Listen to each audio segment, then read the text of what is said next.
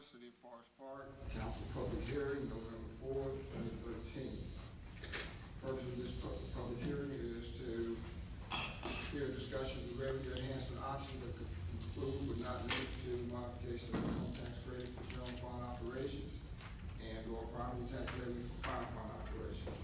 Although the council has not made any decisions on these options, it has considered all options and invite the public to come forward and give us their input before the final decision is made. So with that, we would now invite any member of the party who would like to come forward to the microphone and give us your input. We ask that you please sign in, tell us who you are, where you live, and give us your comment. Anybody from the public?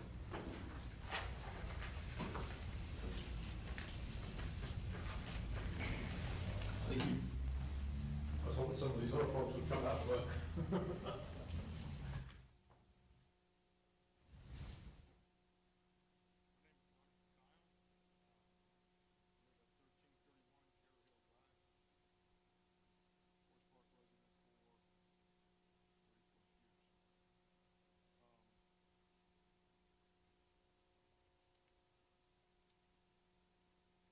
you know, they say if you want less of something, tax it.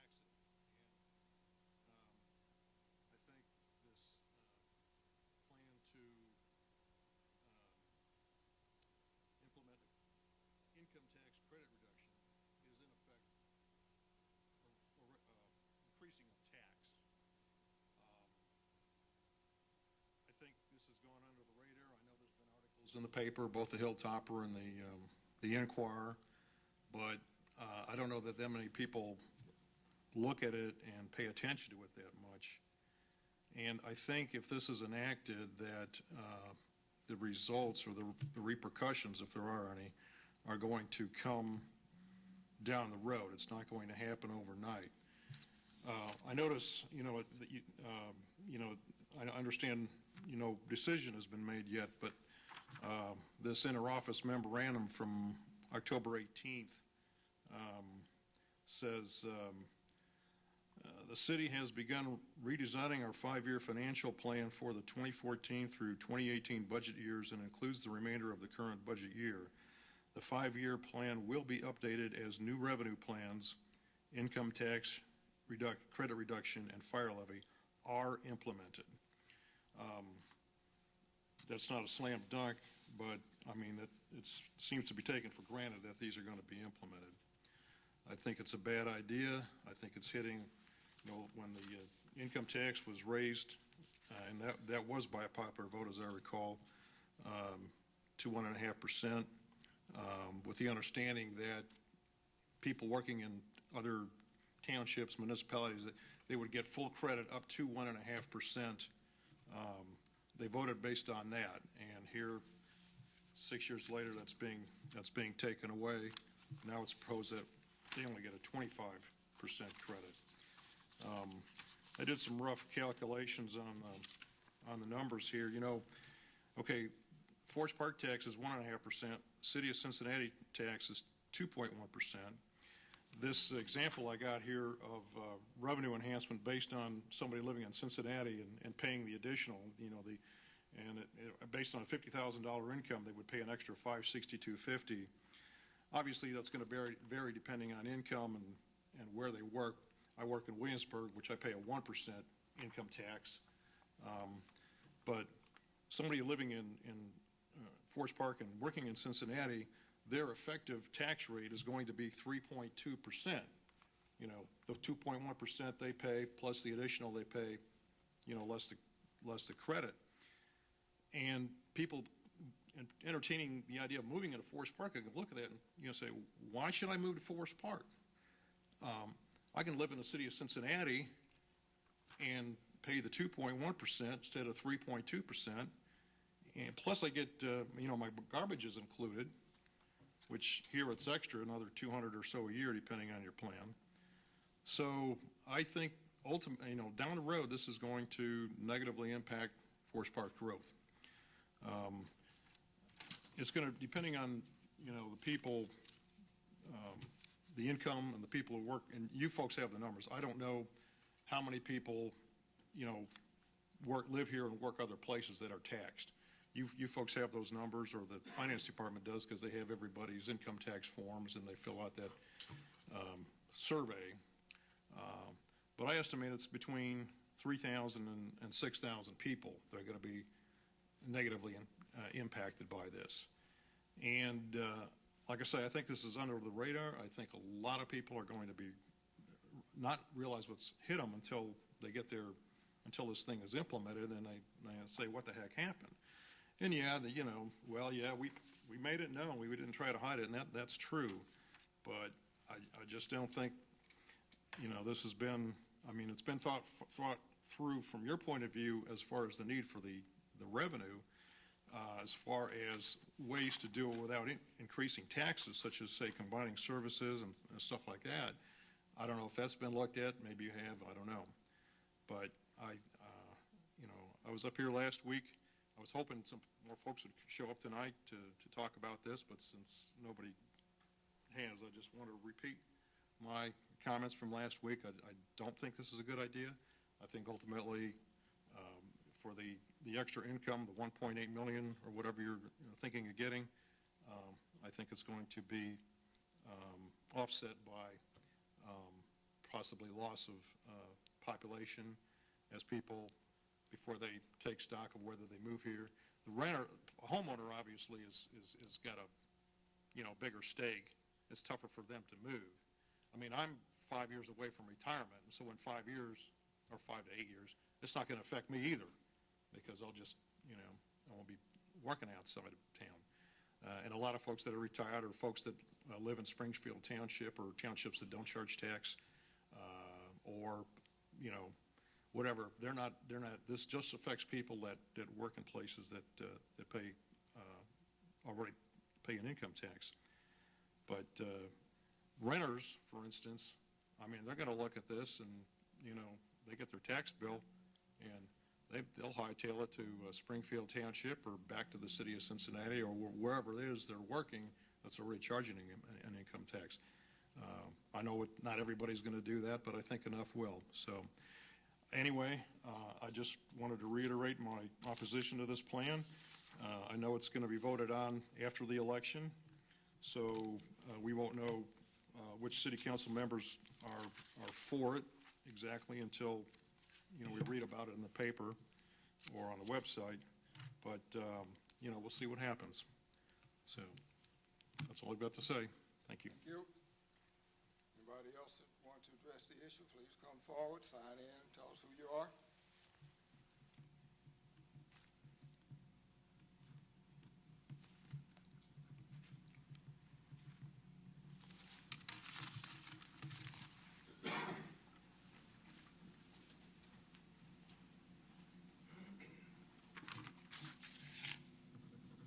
Hello, my name is Mark Davis, resident of Forest Park. I live at 10886 Corona.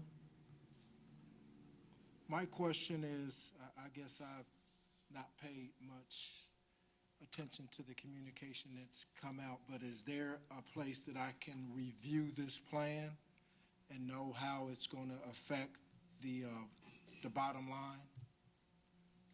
For example, I believe I received the full credit with my employment, and it doesn't affect me from year to year. How will this change affect my income or my family income moving forward? Is there somewhere that I can review that and look at that plan for my family and myself? The answer is no, and the reason the answer is no, because we haven't decided on any plan yet, and contrary to what some people have said, that's why we're holding these public hearings. We have some ideas of how we might do this, which would range anywhere from doing nothing and staying with the status quo until, or reviewing some 6 or 8 different options that we have. But we've not decided anything, so obviously I can't say, here, you can go here and look at what's going to happen, because we haven't decided that. That's why we've had these public hearings, to hear from the public what your thoughts were about the possibilities of changing the tax modification, as well as whether or not we're going to put forth an additional amount for a fire fund levy. No decision has been made on anything. This is input. So before a plan is implemented, then as a resident, we'll be able to review that, and will it be a popular vote? The fire fund levy will be a ballot issue. The tax modification issue will be an issue that is decided by council, because that's what the law allows, and that's what the charter allows. So will we have another opportunity before that change happens to meet here and voice our opinion? Or tonight we know the percentage and tomorrow it goes up 3 percentage points? We have not taken a vote, and we won't be taking a vote for it in at least the next couple of weeks. This is the third one of these public hearings that we've held already. This is not the first public hearing. Unfortunately, we can't force people to come and give us their input. We've had some, there's been some people who have said, who have called us individually or called the city manager and voiced their opinion. But I think another thing that needs to be understood here is the reason we're holding these public hearings is because we want the input. Technically, we could have just decided from day one which one we were going to do. We opted to do it this way so that those people who wanted to give input could come and give the input before we make any decisions on doing anything.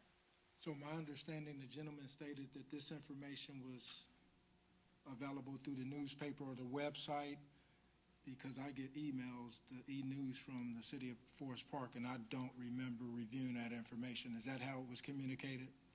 The information that we have to, whenever we're going to have meetings of any kind, we're required to publicize that, to notify the public of that meeting.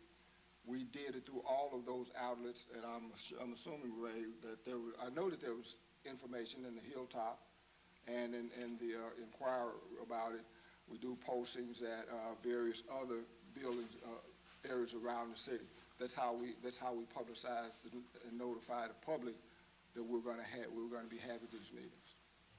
So no mailers went out to the residents in Forest Park?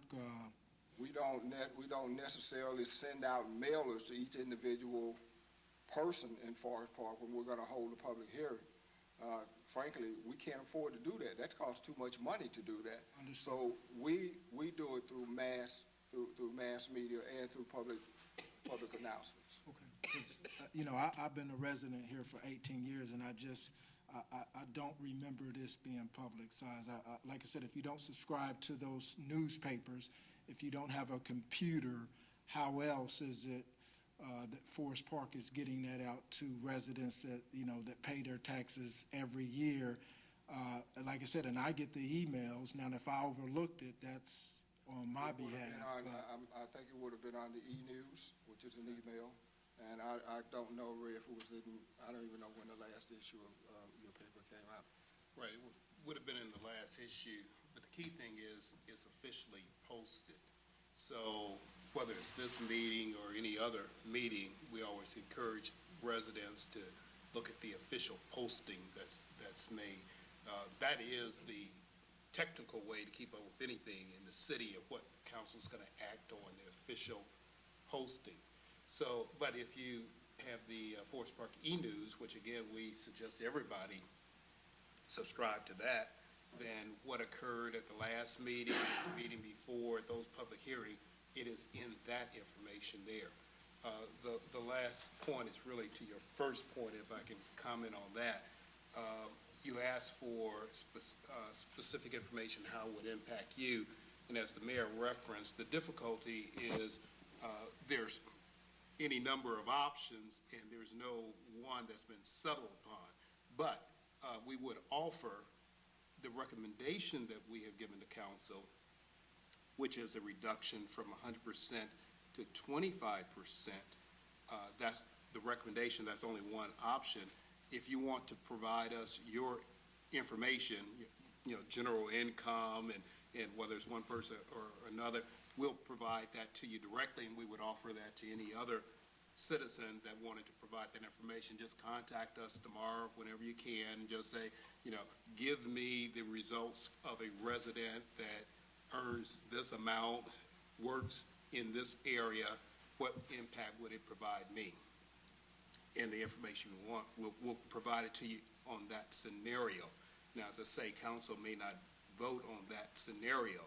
They may vote based on any number of scenarios, but that's the recommendation from staff, and for you or for any other citizen, we'll provide that information so you can see directly how it would impact you if you like. You don't have to give us all your Right. personal details, other than give it to me for an income at this level, who works in this area that is subject to, whatever taxes in that community. Okay. My last comment is that I'm not sure how you guys know that this was communicated, but something was dropped on my doorstep. So I think as residents, if that's how we're communicating what's going in Forest Park, I appreciate it, because evidently I haven't looked under that e-news that may have been hidden under several different articles, but some information was dropped off on my doorstep, and I paid close attention to it. So just moving forward, I think it's very important how we communicate what's going on in Forest Park and in our areas through some other means, if our other traditional means aren't reaching the residents, because that did get my attention last night. Thank you. Thank you. We have about 12 minutes left. Is there anyone else who want to address council on this issue? Before I would give your name and address, please. My name is Glenn Gibson, and I live at 706 Daphne Court. I have been a resident of Forest Park since 1977. My family and I moved here from Atlanta, Georgia, have raised 4 children here in Forest Park. I think that what we have in front of us and what you folks have in front of you, and I understand the lack of income. Believe you me, we all face that from time to time. Times are getting tougher and tougher. I think we all understand that. Most of us, my family, and a lot of people that I know, we're on a budget, and we work, on that budget from week to week or month to month.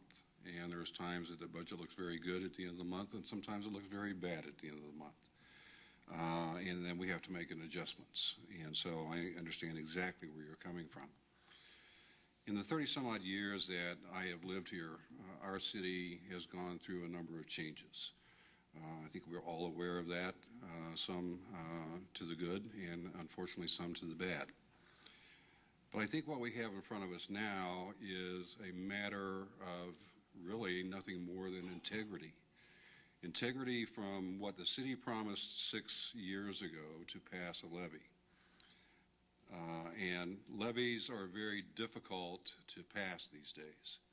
Ask any number of schools, any number of small villages or cities that put levies up time after time after time, and those times that they fail. However, 6 years ago, we did pass a levy to increase the income tax to 1.5%. And a lot of the reasons that passed was the promise from individuals sitting in these chairs, now it may not have been you, but it was your predecessors, that we would have the credit if we worked outside of the city in another city and pay taxes there. I think, quite frankly, that's probably one of the reasons that passed. What's going to be an unfortunate case is the fact that if, in fact, you do rescind this promise that was made to the citizens of Forest Park, it's going to be very, very difficult to pass any request for an increase in the future. If you don't keep your promises that you've made in the past, it doesn't make any difference if you make more promises. Folks are not going to believe you, and that's unfortunate. Again, it comes down to a matter of integrity. I mean, how well do you want to represent the city that has put you in these chairs? It comes down to honesty. It comes down to those of us of the community being able to believe what comes from council. Unfortunately, I know it's a difficult decision, but unfortunately, it's a tough one. And I hope that you make the right one as far as I'm concerned. I would like for you to stick to your guns. That was promised to the community 6 years ago. Thank you. Thank you, sir. Anyone else?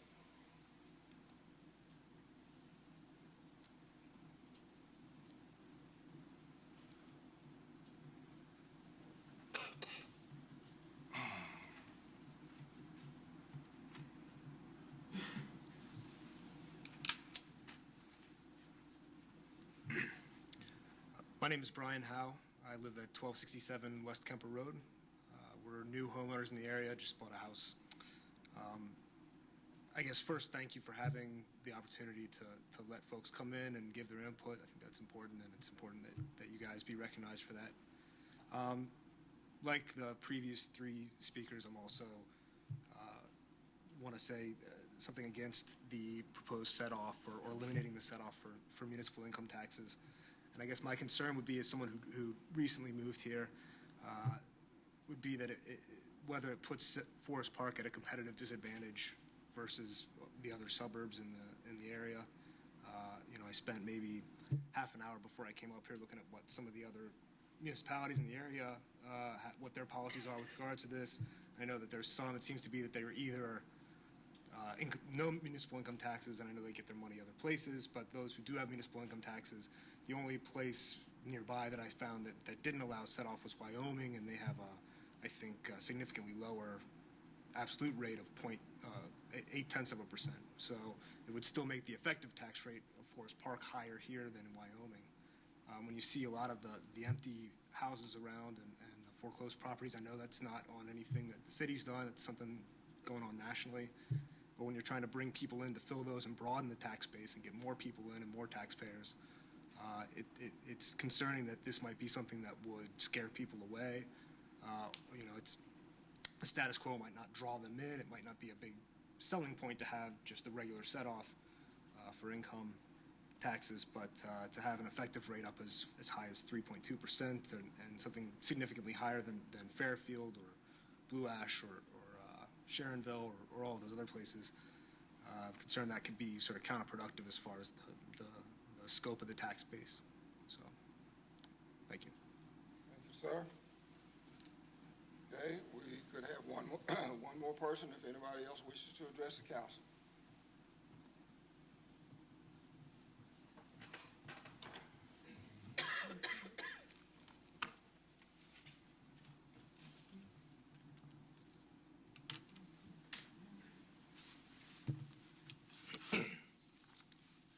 I'm Jim Emerson, 700 Daphne Court.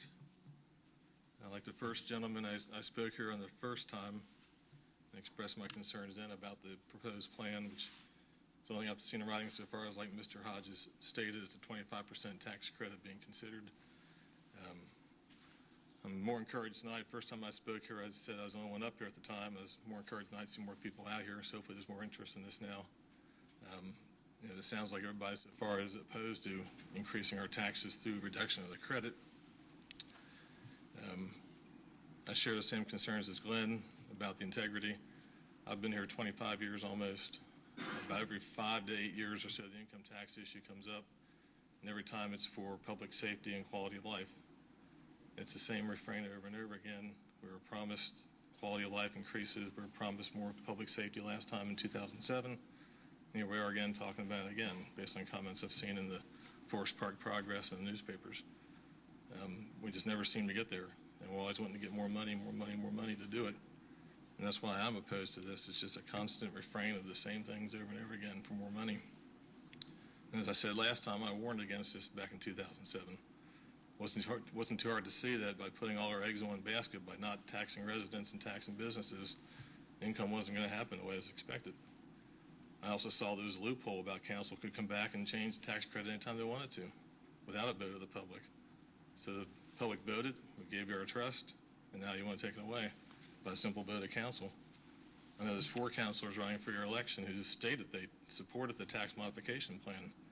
So I want to see you support it continually. I want to see you come back now when all this is being considered and listen to the comments here tonight and previous nights and support the previous plan by saying we're not going to increase the taxes through changing the credit.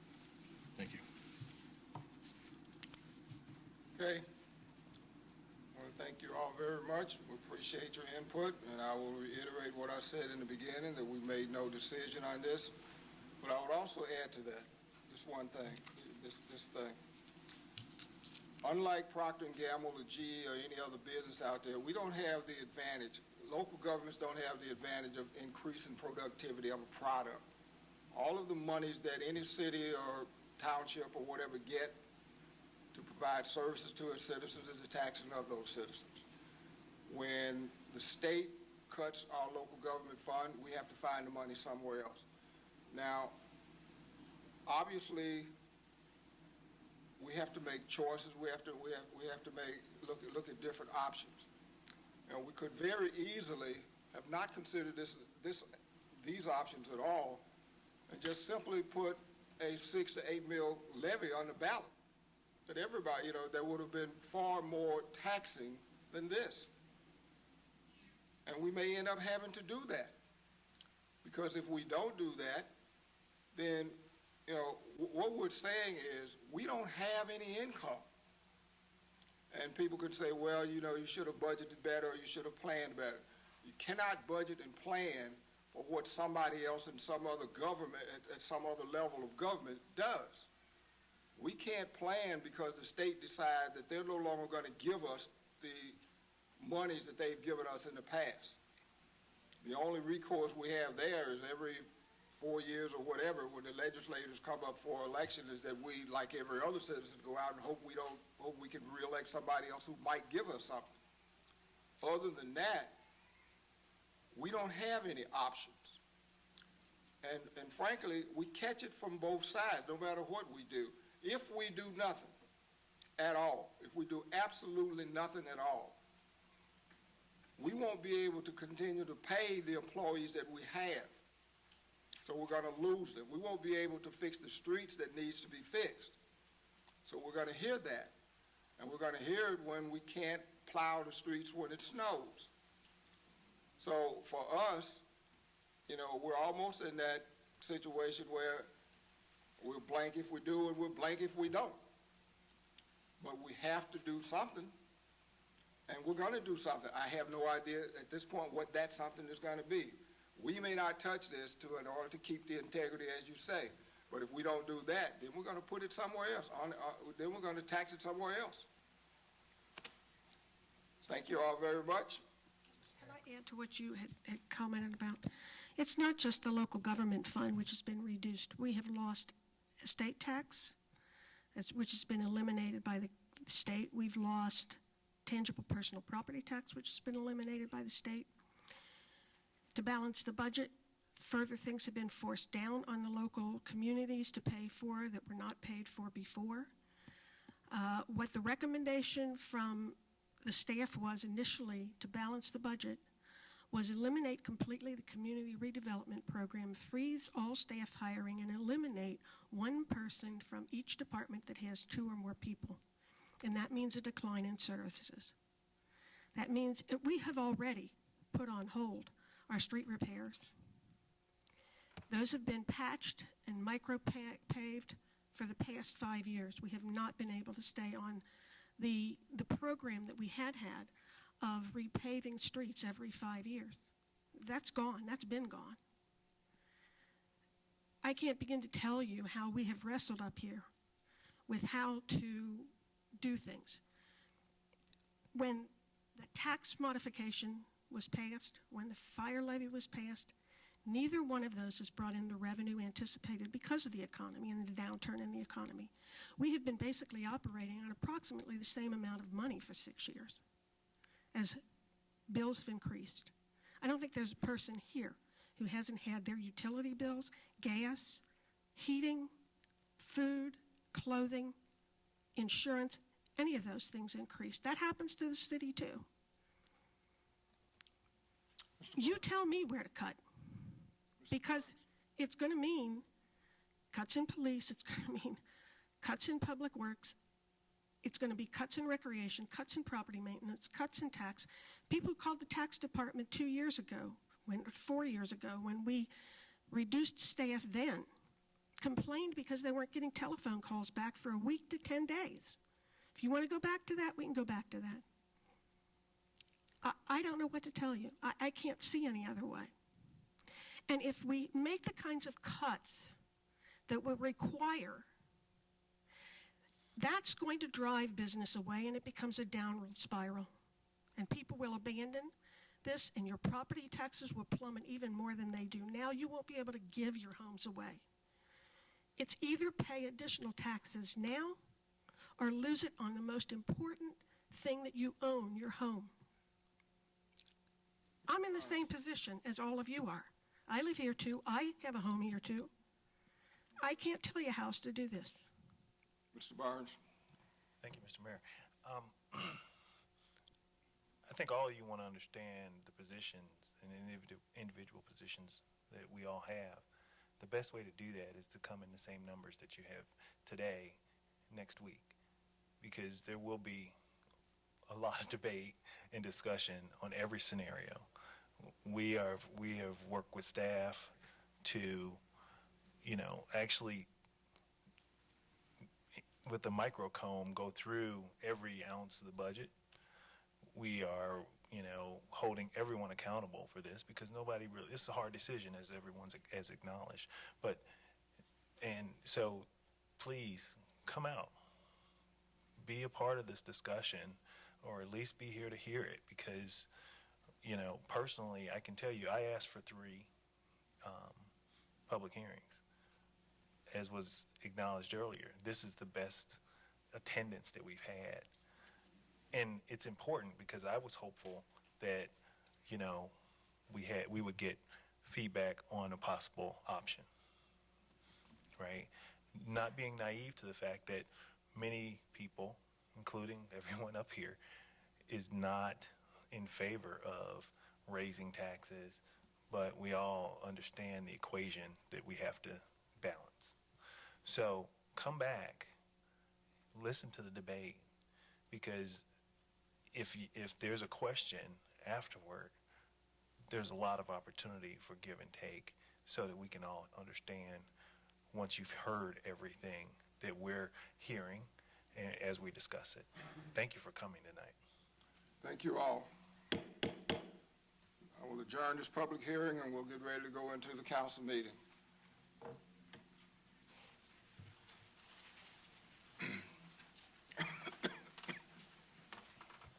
If anybody wants to say, we are going to do the oath of office for a new firefighter, paramedic, or 2, Chris Hunt and Brian Renning. So feel free to stay to see that.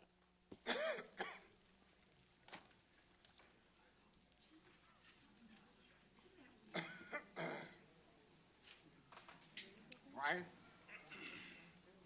Thanks for coming. Yeah, thank you.